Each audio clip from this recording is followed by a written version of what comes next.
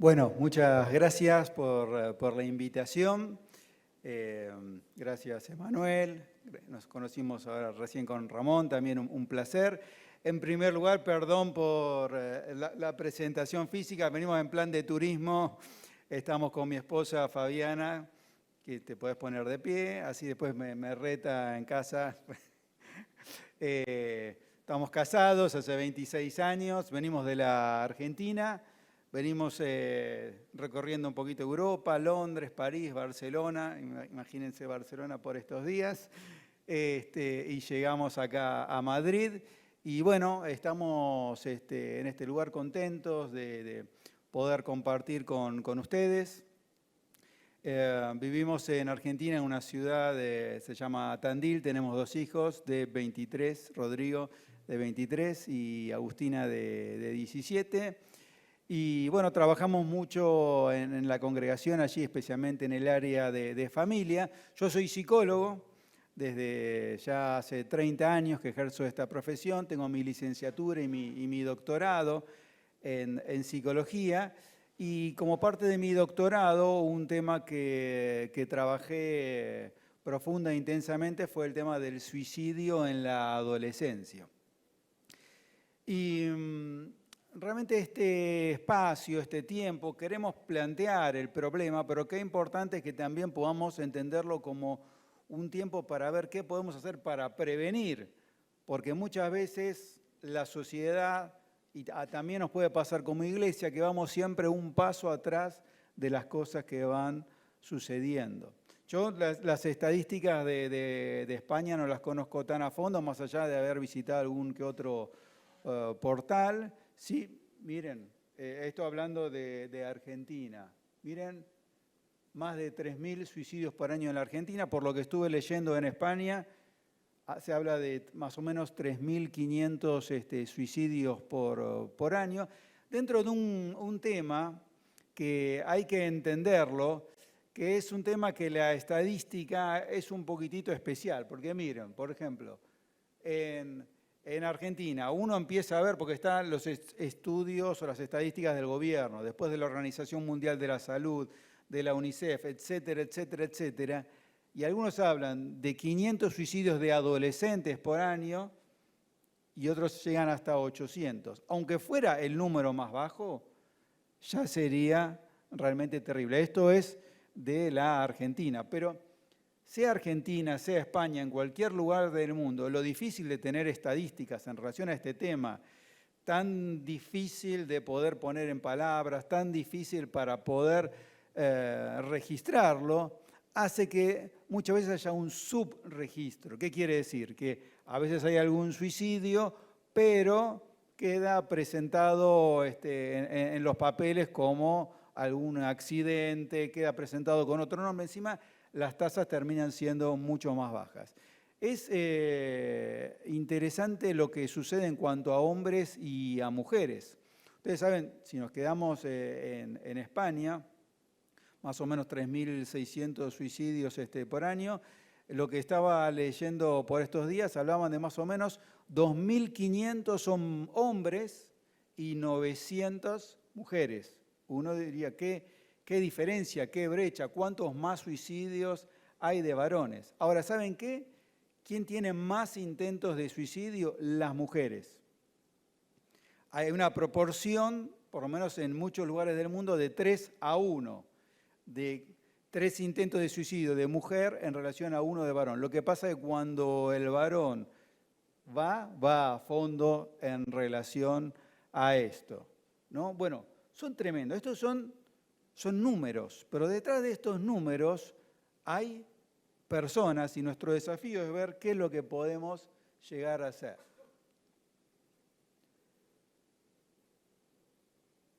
Existe lo que se llama la escalada del suicidio. ¿Qué es esto de la escalada del suicidio? Que el suicidio puede ser en algún caso más aislado que de repente se produzca a partir de un acto impulsivo.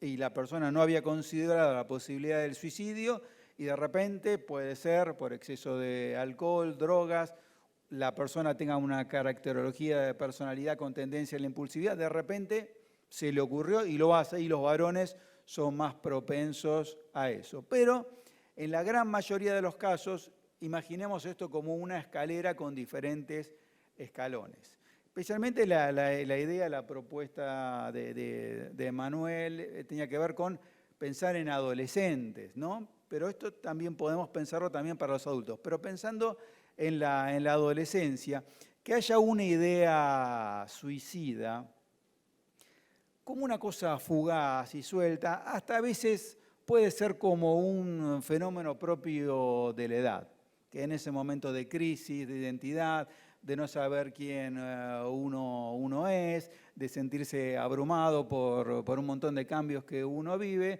de repente el decir, ay, si no viviera, la verdad que sería mejor. Hasta ahí entramos en el plano de algo que es evolutivo, de lo cual no hay que preocuparse mucho. Pero, como no sé si se utiliza mucho la frase aquí, pero en Argentina usamos mucho, yo no puedo impedir que un pájaro revolotee sobre mi cabeza, ¿sí?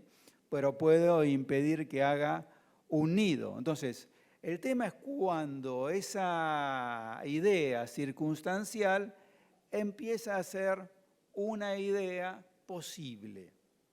Entonces, qué importante es poder frenar este proceso. Cuanto más rápido lo frenemos en cuanto a la escalera, si lo frenamos en el primer escalón, y decir, bueno, no, es una puerta que yo no abro en mi mente a la posibilidad del suicidio, es distinto a cuando, chicos, uno empieza a decir, bueno, ¿y por qué no? Y encima, en la sociedad en la que vivimos hay un montón de fenómenos para la edad de ustedes donde se habla. Hay una serie, no sé si está también aquí en Netflix disponible. ¿Ven Netflix acá en España se ve? Por 13 razones. No sé si la conocen. Sí. Bueno, es una chica adolescente que antes de suicidarse, más allá de la tecnología y todo, graba en 13 cassettes las razones por las cuales se va a suicidar, cosa que finalmente termina concretando, y en cada cassette denuncia a alguna de las personas que, según ella dice, promovieron su reacción. Entonces, fíjense, en la sociedad en la que vivimos hay serie encima hoy la espectacularidad que dan las redes sociales. Chicas, chicos que antes de suicidarse se filman y después se terminan suicidando y eso se viraliza y algunos se encuentran en esta popularidad negra, nefasta, un modo hasta de encontrar un espacio de ser reconocido o conocido por los demás. Entonces hay un montón de lugares y espacios y la tecnología que puede servirnos para un taller también puede servir también para promover cosas que son realmente horribles, espantosas. No sé si acá en España se popularizó en su momento el juego de la ballena azul. ¿Alguno lo conoce? Era un juego donde los chicos iban recibiendo invitaciones para hacer acciones de autoagresión cada día e incitándolos a que, bueno, si cumplían esa acción, después venía el día 2 y el día 3 hasta que terminaba en el suicidio. Todo eso sucede y realmente todo tiene que ver con dónde nosotros vamos a poner el freno, ¿no? Una cosa es la idea suicida y otra cosa es cuando empieza a haber un plan suicida. Por eso muchas veces, cuando uno empieza a aconsejar a alguien, tenemos miedo de hablar, ¿no? Pues a ver si hablando de estas cosas lo promovemos. Y sería un gravísimo error pensar así, porque ya el tema se está hablando. Pero una cosa concreta que uno puede preguntarle a alguien es, bueno, ¿y has considerado la posibilidad? ¿Y ya pensaste si lo harías de tal forma o de otra? Hasta yo que soy psicólogo y hace 30 años que me dedico a esto, me resulta fuerte cuando hablo de esto con un adolescente o con un adulto. Me imagino que para cualquiera de nosotros es difícil, pero me parece que en la medida que podemos hacer preguntas específicas, podemos evaluar también dónde está esa persona en cuanto a esa escalera. Obviamente, cuando ya hay un plan, cuando se ha pensado el cómo, el cuándo, el dónde, la idea del suicidio ha ido ganando terreno y es manejado como una posibilidad. Es como nosotros cuando trabajamos mucho con matrimonios, ¿no? Somos de decir, bueno, no dejen abierta la posibilidad de la separación ante cualquier pelea, porque sí, cada vez que te peleas con tu pareja vas a estar diciendo, ay, esto lo resuelvo o manejo la posibilidad de la separación, nunca vas a poner toda la energía a disposición de resolver el asunto o encontrar una solución espiritual. Bueno, del mismo modo, cuando el suicidio pasa a ser una alternativa, el riesgo aumenta. Después empiezan a aparecer, ya en la escalera, subiendo un poquitito más, lo que se llaman las conductas parasuicidas. Existe el fenómeno de cortarse, ¿no? De encontrar formas de autolesión, donde, fíjense, ya no solo considero la posibilidad del suicidio, sino considero que ante el mal manejo de una emoción, lastimarme puede ser una forma de bajar esa tensión. No sé qué hacer, no sé cómo manejar esto, tengo un problema en casa, tengo un problema con mis compañeros, bullying, lo que fuera, y no sé qué hacer y me lastimo, produciendo un corte, o el fenómeno de tomar algunas pastillas. Como a veces, bueno, quería tomar pastillas para dormirme porque no soportaba más la situación que estaba viviendo, o a veces puede ser como un llamado de atención. Sea lo que fuera, nunca tenemos que subestimar o minimizar estas cosas, porque vemos que en la escalera decíamos, primero una idea fugaz, después ya hablábamos y bueno, podría ser una posibilidad y empezar a imaginar cómo, y ahora ya subimos otro escalón y es el cuerpo puede sufrir, puede ser una forma donde se materialice mi dolor, ese dolor que no puedo expresar ni emocional, ni espiritualmente, ni encontrar una red de contención, o quizá la red de contención está, pero no la utilizo, el cuerpo pasa a ser el vehículo por el cual yo gestione disfuncionalmente una emoción, hasta la concreción del suicidio en sí mismo. Factores de riesgo. ¿Qué es un factor de riesgo? Hoy en día en el mundo de la salud se habla mucho más de factor de riesgo que de causas. Cuando hablamos de factor de riesgo decimos que en la medida que esté presente alguno de estas situaciones, por ejemplo, víctima de humillación y vergüenza, no quiere decir que cualquier adolescente que sufra humillación o sufra vergüenza va a terminar suicidándose, pero es un factor de riesgo. En muchos que se han suicidado o han tenido intentos de suicidio, el no saber manejar estas situaciones, ¿no? Cuando hice mi tesis doctoral, además de trabajar este tema, realicé todo un programa que se llama Erradicando la intimidación entre pares en la vida escolar, porque también ese es un fenómeno terrible de chicos, de niños y de adolescentes que van a sus centros de estudio y realmente la terminan pasando muy mal, ¿no? Y que muchos chicos, como vamos a ir viendo, a veces por escasa habilidad social, por no saber cómo manejar esas situaciones, cada vez sienten que el ir al colegio, lejos de ser una situación agradable, es una situación temida. Y especialmente el momento de clase, bueno, de repente hay un adulto que supuestamente va a poner algún límite ante una desubicación de algún compañero, pero esos momentos de recreo, de esparcimiento, donde la cosa no está tan controlada, para muchos chicos es una situación realmente temida.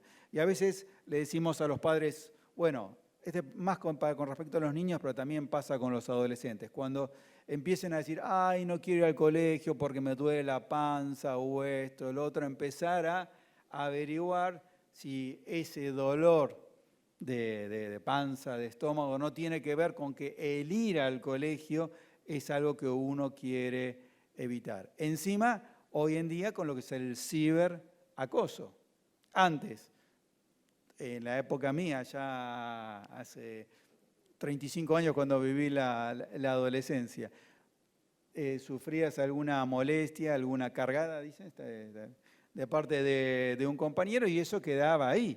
Pero hoy en día, una foto, un chiste, algo que se levanta en las redes, y eso se multiplica. Y la vivencia de humillación y vergüenza que podía ya ser tremendo a partir de un mano a mano con alguien, ahora se multiplica a partir de esto. Entonces, qué importante, chicos y chicas, es realmente poder ser muy cuidadosos también acerca de las bromas que hacemos y del efecto que pueden llegar a ocasionar a otros, ¿no? Y el plan que yo planteaba, ¿dónde estaba para mí mi principal esperanza?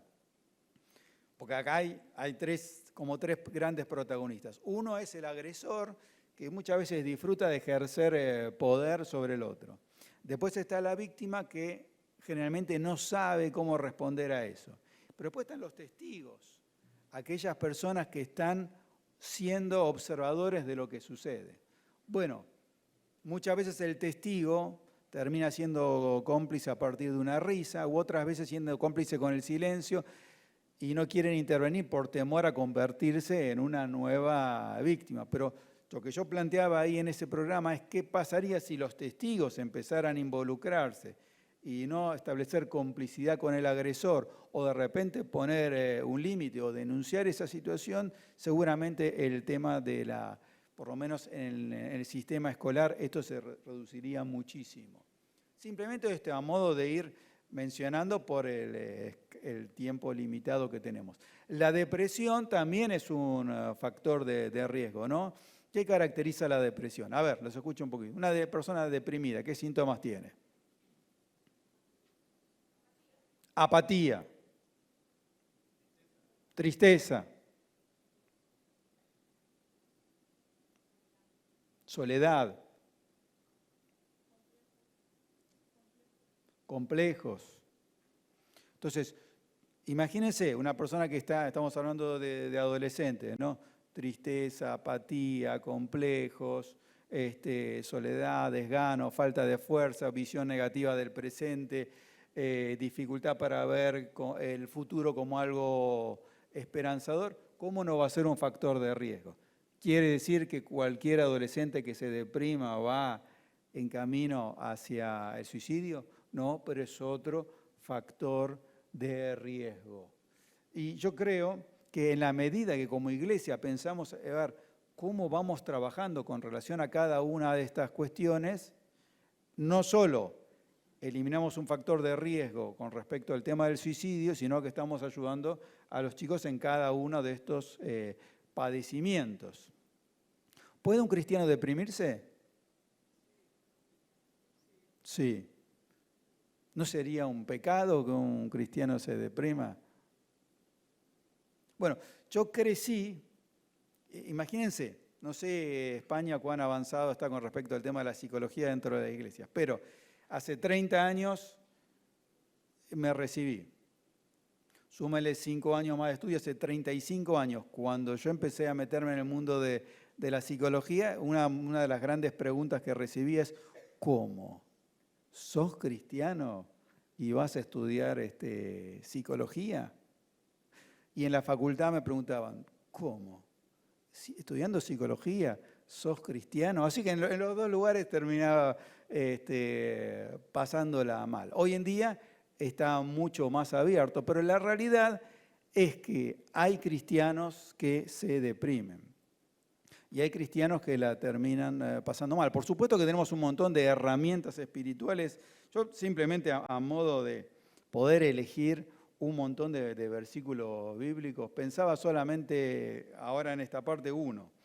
Salmo 139, 23 y 24, que dice, examíname, oh Dios, y sondea mi corazón. Ponme a prueba y sondea mis pensamientos.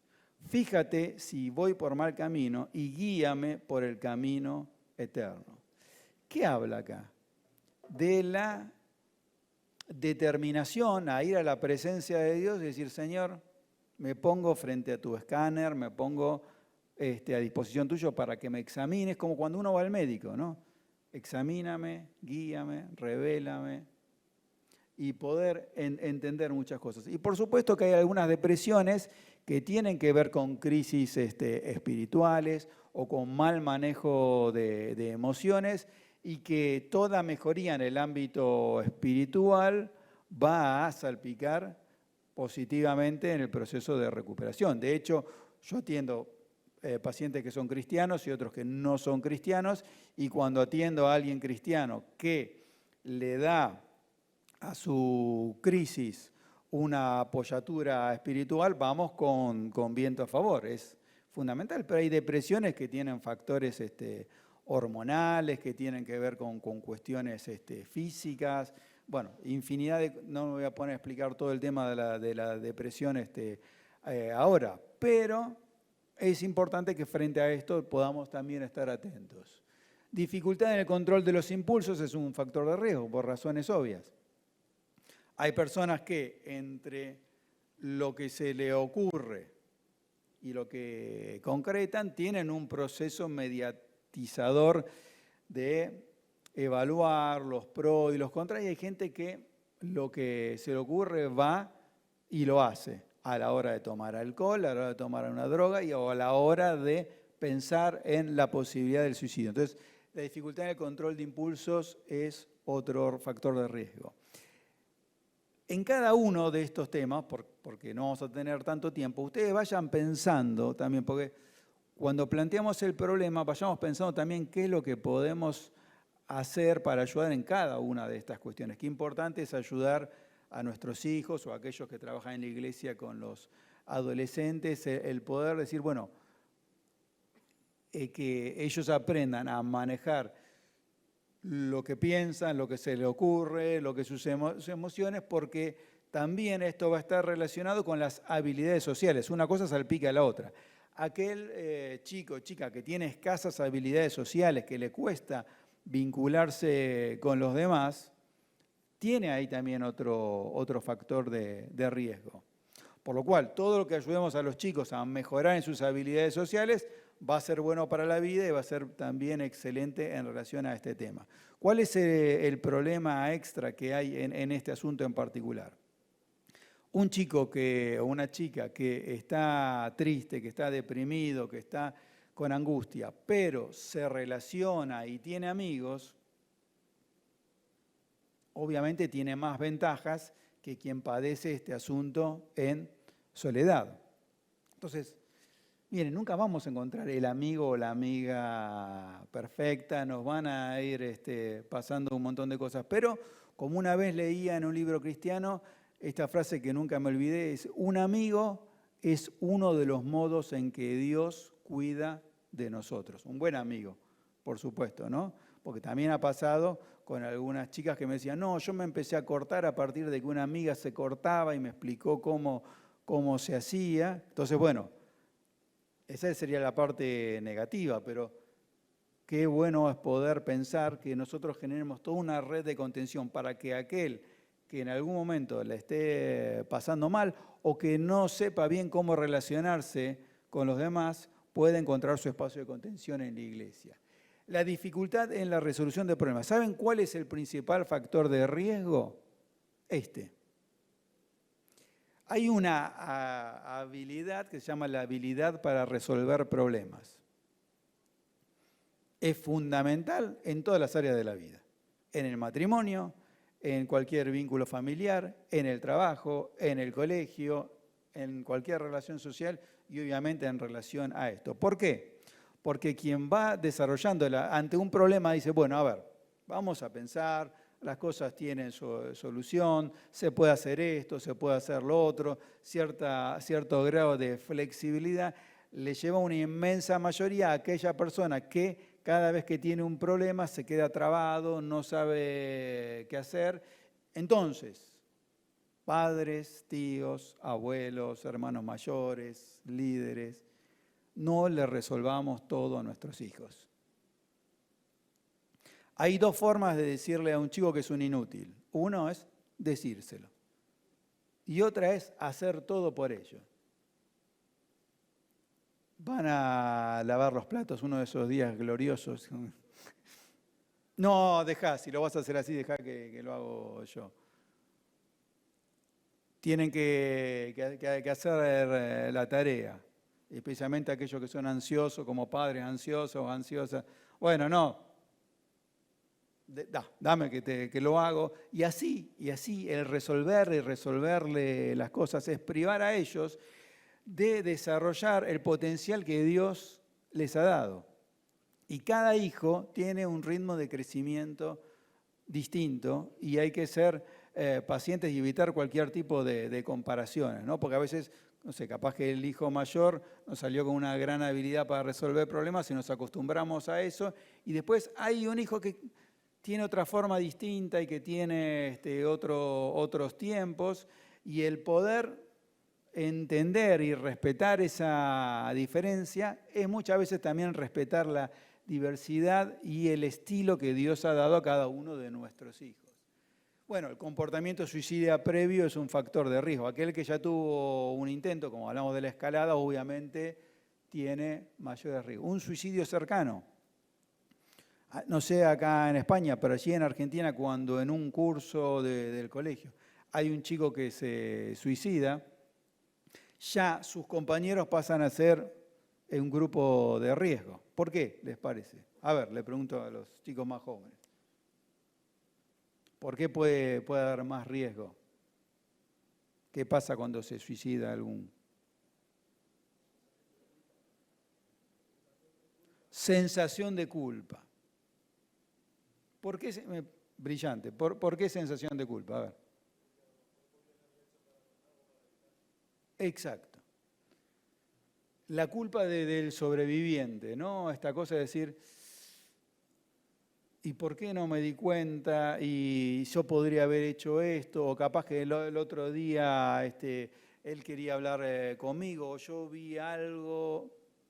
Entonces, entre el fenómeno de la culpa y a veces el fenómeno de imitación o de contagio, ¿no? Es decir, bueno, pero si un amigo, un compañero, un par mío lo hizo, yo que no soy tan distinto, ¿por qué no puedo llegar a hacerlo? Bueno, qué importante es trabajar también con los chicos cuando se ha dado un suicidio cercano. La falta de desarrollo en la inteligencia emocional. ¿Qué es la inteligencia emocional? Básicamente el poder reconocer qué es lo que me sucede. ¿Se acuerdan del pasaje del Salmo 139? La inteligencia emocional la podemos, nosotros como cristianos tenemos una gran ventaja, que estamos con aquel que ha diseñado las emociones, nuestro Señor. Yo ahí hablo de, por lo menos a mi entender, cuáles son las 4 emociones básicas. ¿Por qué yo hablo de estas 4? Porque en el mundo de la psicología, como en cada campo de la ciencia, hay debates si son 5, 7, si son 10, pero estas 4 siempre aparecen en el listado, así que enojo, alegría, tristeza y miedo. Qué importante cuando le podemos poner nombre a las cosas. Y poder ponerle nombre a aquellas emociones que aún pueden ser como más vergonzosas, especialmente, no sé, entre los varones. De repente me parece que queda como mejor, con mayor hombría, decir estoy enojado, que decir estoy triste o tengo miedo, ¿no? Como que fuera una emoción más floja, más débil, y realmente esto no es así, es una cuestión más bien cultural. No sé cómo es el fenómeno del machismo aquí en España, pero en Argentina, si bien se ha ido avanzando, también eso existe. Se pretende que un varón nunca esté triste, nunca tengo miedo, pero cuando uno puede empezar a decir, tengo miedo, el poder poner en palabras eso, y el poder también, de parte de quien escucha, darle una bienvenida a eso. Porque supongamos que yo viene mi hijo y me dice, bueno, no sé, papá, tengo miedo acerca de cómo enfrentar el futuro. Él está corriendo un riesgo. Capaz que le dio vergüenza venir y decir, papá, tengo este miedo. A ver, ¿qué es lo peor que yo podría hacer? Denme todos los consejos acerca de los errores que podría cometer frente a ese riesgo que ha cometido mi hijo. Enojarme yo, tal cual. ¿Cómo vas a tener miedo? Sos hombre, escúchame, además como cristiano, ¿cómo vas a tener miedo? Nosotros no somos de los que retroceden, sino de los que avanzan.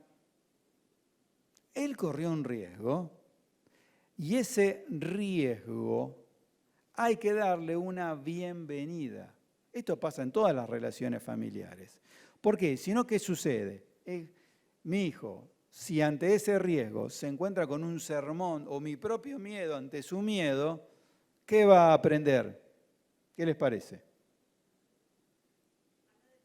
A no decirlo.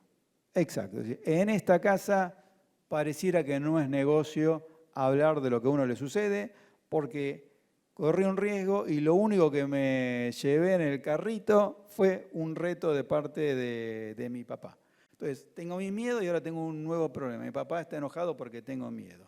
Ahora, si yo le puedo dar una bienvenida a ese riesgo, si yo realmente lo escucho, si viene mi hijo y me dice, quiero dejar el colegio,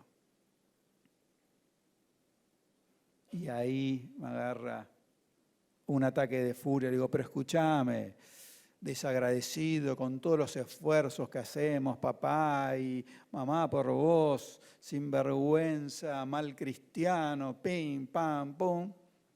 ¿Qué va a hacer mi hijo? Me va a escuchar, va a poner la mirada ahí. Ay, que hay gente también ahí arriba, perdón, miraba solamente para abajo.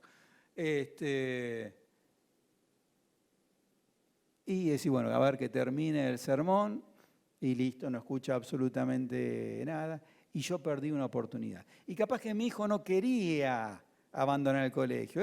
Expresó torpemente un estado de ánimo, que estaba cansado, que estaba fastidiado. Y yo me di el gusto de darle un sermón, pero no sirvió absolutamente para nada. Entonces, a ese riesgo, démosle en nuestras familias y en nuestras iglesias una bienvenida. Porque si uno puede reconocer lo que le sucede, puede ponerlo en palabras y hay una bienvenida, ¿no creen que estamos un espacio mucho más superador a aquella persona que está en soledad y ni siquiera sabe qué es lo que le sucede? La inteligencia emocional es básicamente esto, saber qué es lo que me sucede, tener el dominio propio, que como cristianos tenemos ya ese aporte, ¿no? Cuando nosotros le entregamos nuestra vida a Cristo y el Espíritu Santo viene a morar en nosotros, dice que no tenemos un espíritu de cobardía, sino de poder, de amor y dominio propio. Entonces, ¿cómo puede ser que a veces nos falte el desarrollo de ese rasgo y podamos ser impulsivos?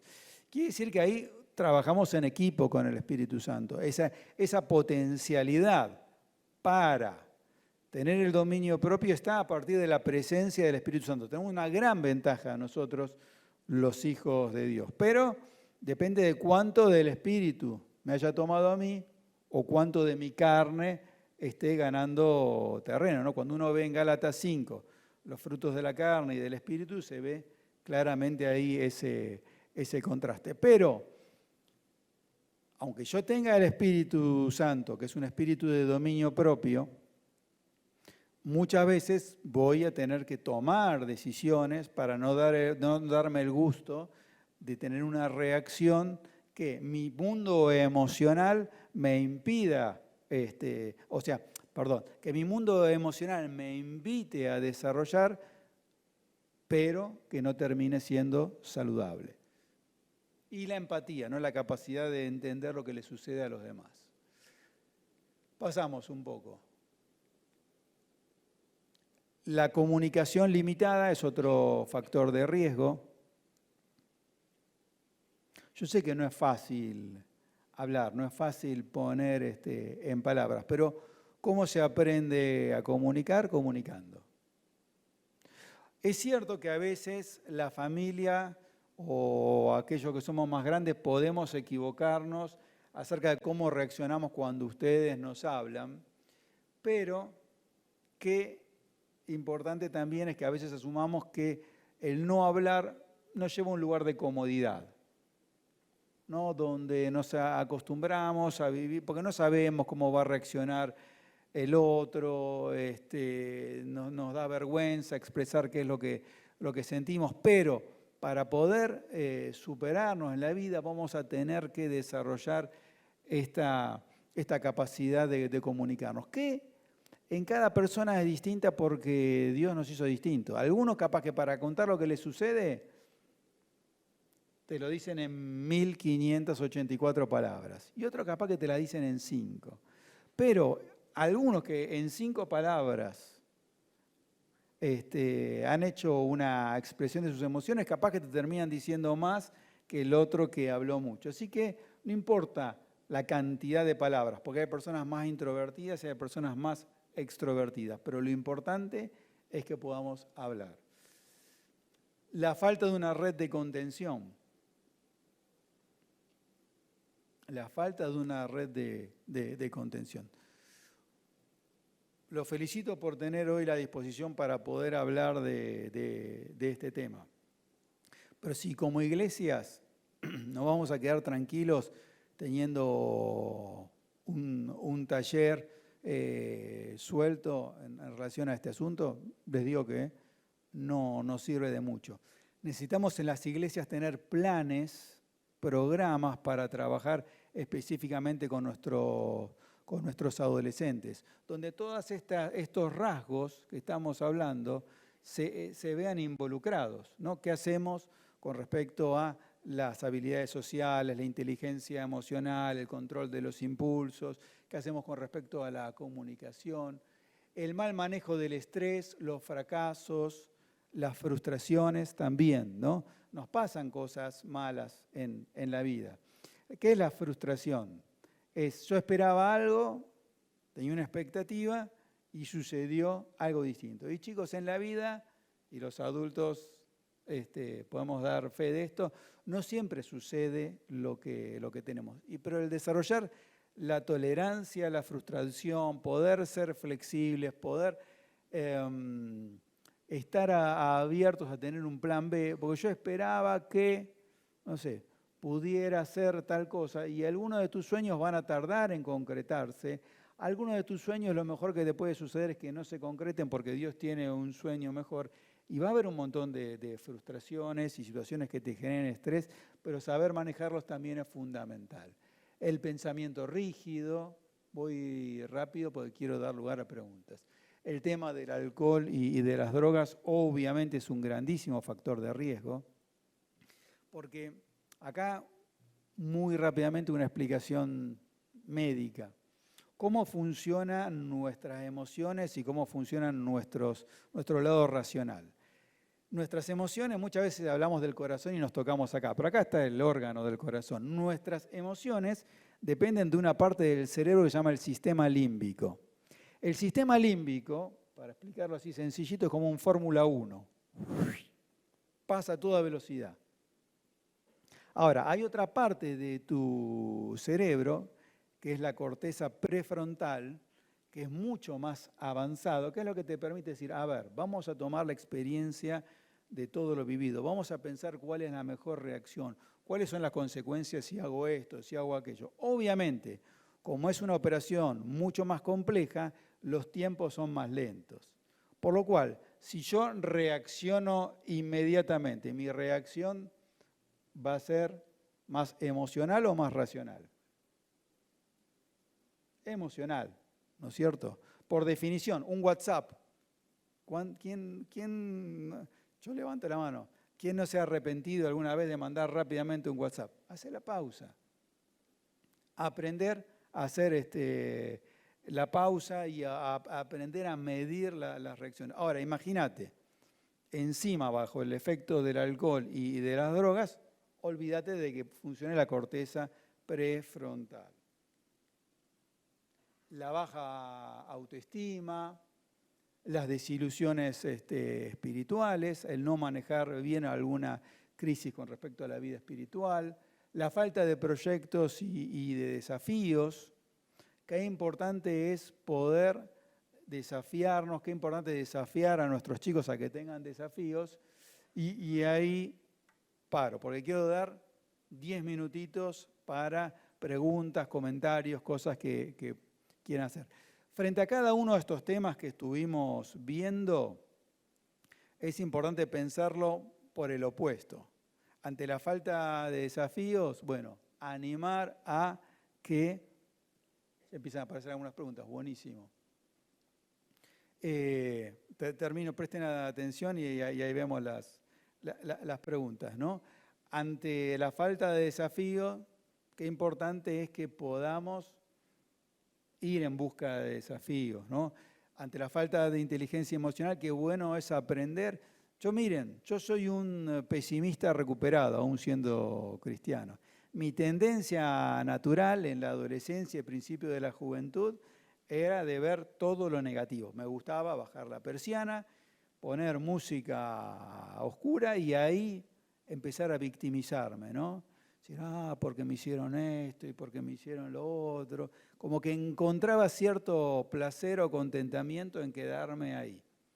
Ahora, llegó un momento de la vida y de la mano de un gran cambio espiritual que me di cuenta que Dios quería algo diferente para mí, pero que yo, cada día de mi vida, escuchen, cada día de mi vida iba a tener que estar atento a mis pensamientos y en consecuencia a mis emociones. Y ese es un trabajo que uno tiene que hacer cada día, cada vez que te aparece un pensamiento negativo. Vamos a ver algunas de las preguntas. La de arriba. A ver. Bueno, lo dejamos acá. ¿Las redes sociales inducen una inteligencia emocional más pobre? Voy a dar una respuesta muy comprometida. Sí y no. ¿Por qué sí y no? ¿Por qué? A ver, si yo estoy todo el tiempo metido ahí, tin, tin, tin, tin, tin, tin, tin, tin, tin, ¿no? Ustedes escriben así, yo voy con un dedo. Una vez dando un taller con un adolescente hicimos un ejercicio a ver en un minuto cuántos caracteres hacía él y cuánto yo, imagínense el resultado, ¿no? Y no solo esto para los adolescentes, sino también para los adultos. Muchas veces las redes sociales, la tecnología, puede ser algo que nos lleve al aislamiento o a vivir una vida donde solamente a través de las redes sociales mostramos lo que queremos mostrar y ustedes saben muy bien que hay muchísima mentira acerca de lo que se muestra y lo que no se muestra en las redes sociales. Encima, viste, si sos una chica, bueno, vos en la vida real tenés o algún granito que te salió o un poquitito más de piel de la que querrías o algunos kilos de más, pero parece que en las redes sociales todas son absolutamente fantásticas, todas la están pasando bien, nadie tiene ningún problema y bueno, ante ese mundo de mentira, a veces hay una suerte de contagio y entonces, bueno, yo respondo con más mentira. Y bueno, el mundo de la inteligencia emocional tiene que ver con el mundo de la verdad. Juan 1 dice en relación a Jesús, lleno de gracia y de verdad. Nuestras vidas tienen que estar siempre como integrando estos dos componentes, el de la gracia y también de la verdad. Para poder superarnos, para poder mejorar, a veces tengo que hacerme cargo de lo que me sucede. Y muchas veces las redes sociales nos llevan a un mundo de mentiras, un mundo de trampas. Ahora, ¿por qué no pensar que las redes sociales, en vez de demonizarlas, vamos a aprovecharlas? Hay mucha gente allí en Argentina, seguramente acá en España, que están trabajando con adolescentes y con adultos, y nosotros lo hacemos con respecto a familia también, de poder brindar herramientas para que la gente en las redes sociales pueda vivir mejor. Entonces, tratemos de que las redes sociales, ya que están, sea una herramienta que puedan hasta servir para el desarrollo de la inteligencia emocional. ¿Cómo afecta el divorcio de los progenitores en el suicidio infantil y adolescente? Bueno, a ver, es una respuesta que tengo que dar con mucho cuidado porque no sé la las realidades familiares aquí, pero por lógica debe haber más de algún chico o chica que tiene sus padres separados. Entonces, esto es algo que hay que responder con mucha prudencia. Por supuesto que un contexto familiar de contención, de seguridad, donde está papá, donde está mamá, más allá de las imperfecciones que pueda tener esa familia. Me da mi sentido de pertenencia, sentido de seguridad y un clima de bienestar, marca una gran diferencia con respecto a aquellas familias donde incluso a veces no hay separaciones, pero está lo que se llama el fenómeno del estrés familiar crónico. ¿Qué es esto del estrés familiar crónico? Les cuento porque seguramente ninguna familia de esta congregación pasa, pero para que sepan cuando ayuden a otros. Es ese tipo de familias donde o le están pasando mal, hay algún conflicto o hay algún problema, están discutiendo los padres con los hijos, o incluso cuando no hay un problema, todos saben que en algún momento lo puede haber. Hay una cena familiar y saben que cualquier cosa puede detonar una pelea. Imagínense esos chicos que dicen, bueno, vamos a ver cuál va a ser la pelea que van a tener hoy papá y mamá. Y puede ser porque se volcó un poco de agua, o puede ser porque se corrió el mantel, o por lo que fuera. Entonces, la casa no es un lugar seguro, sino la casa es un lugar donde se la termina pasando mal. Entonces, la separación es un factor de riesgo. Ahora, puede haber padres separados, que obviamente no es lo ideal, pero donde haya figuras fuertes, protectoras, con una crisis en el matrimonio, pero los dos están presentes, que eso, como decimos, no es lo ideal, pero ojo que hay familias donde están todos en la casa, pero se vive en ese clima de tensión familiar crónico y eso termina siendo aún peor. ¿Cómo puedo hacer que alguien cambie de opinión sobre quitarse la vida? Bueno, acá es importante frente a esta situación que Mesías hubo uno solo, que es Jesús. Después, ninguno de nosotros somos los salvadores de la humanidad, ni nosotros solos tenemos que resolver, somos Superman o la Mujer Maravilla que tenemos que resolver las cosas solos. Cuando empezamos a tener una persona cercana que tiene deseo de quitarse la vida, nosotros también pasamos a ser población de riesgo porque nos van a empezar a pasar un montón de cosas. Entonces, primero yo lo que diría a quien hizo la pregunta o a quien esté en una situación así, tratar de uno no estar solo y buscar cómo acompañar, cómo asesorar, o uno mismo cómo poder expresar las emociones que me genera esto. Porque hay personas que tienen algún pensamiento suicida fugaz y están más abiertos. Lo podemos ir apagando y que aparezca, porque yo veo que si no todo el mundo termina mirando ahí en vez de escucharme a mí, van viendo las preguntas que aparecen. O si no, tengamos la disciplina de escuchar, porque si no siento que pierdo parte de su atención. Una cosa es ayudar a alguien que tiene un pensamiento fugaz y me parece que a esa persona se la puede ayudar mucho más fácilmente que la impotencia que te genera cuando una persona vos ves que va avanzando y pareciera que el suicidio es algo que se va a concretar en cualquier momento. Entonces, poder ayudar, poder tratar de hablar en cuanto a todos estos factores de riesgo, ver si esa persona es ayudable y en algún caso, si yo tengo un amigo o una amiga que me dice que se quiere suicidar o se está cortando o lo que fuera, ahí la confidencialidad, el secreto, dejarlo de lado porque es la vida lo que está en peligro. Entonces, uno como amigo tiene que ser leal y lo que se cuenta muere ahí. Pero ante temas de esto, o trastornos alimentarios, o drogas, o lo que fuera, ahí los secretos hay que dejarlos de lado porque está en riesgo la vida de otra persona. Sí, veamos alguna otra.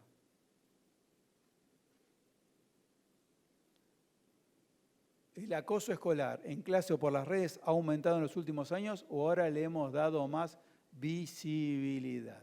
Bueno, el acoso escolar siempre ha existido, incluso hoy en día hay un montón de herramientas y de programas y de límites que en algún momento no existían, que eso es una bendición, una ventaja que tenemos en estos tiempos, pero tenemos, por otro lado, que se llaman fenómenos que multiplican el problema a partir de la visibilidad que dan las redes sociales. Antes, una chica que recibía una cargada, como decíamos, se daba un espacio mínimo y hoy en día ese espacio es multiplicado. O sea, el nivel de impacto es mayor a partir del nivel de intensidad. Y vamos a contestar una más y ya estamos ahí en la hora, quiero ser respetuoso del tiempo. ¿Qué conductas arriesgadas podemos observar en una persona con una idea suicida? Cruzar una calle transitada sin mirar. Bueno, está muy buena esa pregunta, que también, ojo, hay algunos que son distraídos por naturaleza. Capaz que tienen un potencial suicida ya desde hace mucho tiempo y en esta mañana nos estamos enterando. Pero hay gente que es más distraída y hay gente que anticipa el peligro, se preocupa por todo. Pero es cierto que algunas personas en sus comportamientos de riesgo, cualquier comportamiento de riesgo intencional, es un factor que tiene que ver con la no apreciabilidad de la vida. Entonces, todo comportamiento que vaya en contra de la apreciabilidad de la vida y que ponga en riesgo del cuerpo es un factor de riesgo a tener en cuenta. Bueno, habría muchísimas más cosas para decir, pero por lo menos que se lleven un pantallazo y les animo a que este tema lo profundicen más y que si hay alguna situación que se está gestando en forma personal o en relación a alguien cercano, que puedan aprovechar la red de contención o que te brinda la familia o la iglesia para poder hablar de estas cosas.